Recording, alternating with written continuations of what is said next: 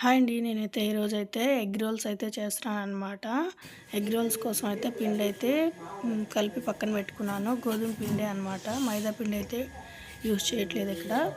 చపాతీ పిండిలాగా కలిపి పెట్టేసుకొని చపాతీలాగా చేసేసుకుంటున్నాను. అటు ఇటు కొద్దిగా కాల్చుకొని పక్కన పెట్టుకోవాలి.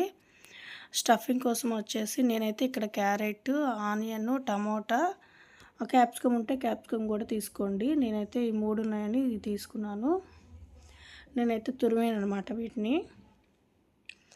అలాగే అందులో కొద్దిగా సాల్టు, కారం అయితే వేసేసి తర్వాత కొద్దిగా టమోటా కెచప్ వేయాలన్నమాట స్వీట్నెస్ కోసం.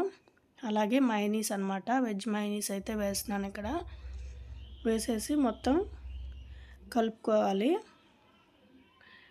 మొత్తం కలుపుకొని పక్కన పెట్టుకోవాలన్నమాట.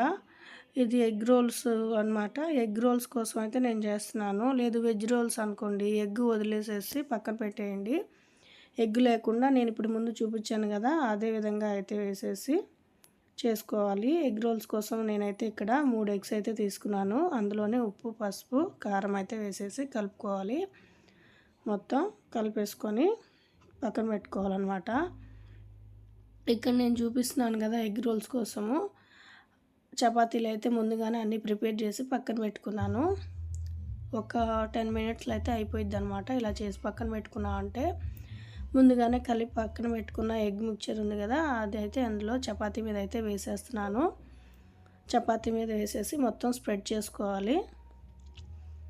చేసేసుకున్న తర్వాత కొద్దిగా లైట్గా ఆయిల్ అయితే వేసేసి తిప్పేసుకోవాలి చపాతీని. ఆల్రెడీ మనం ముందుగానే కొద్దిగా లైట్గా కాల్చుకున్నాం కాబట్టి ఎక్కువ కాలాల్సిన అవసరం లేదు. లైట్గా కాలితే సరిపోయిద్ది. లోపల వెనక మాత్రం మళ్ళీ ఒకసారి బాగా కాల్చుకోవాలి. ఎందుకంటే ఎగ్ వేసాం కదా, నీచు వాసన అనేది వస్తుంది.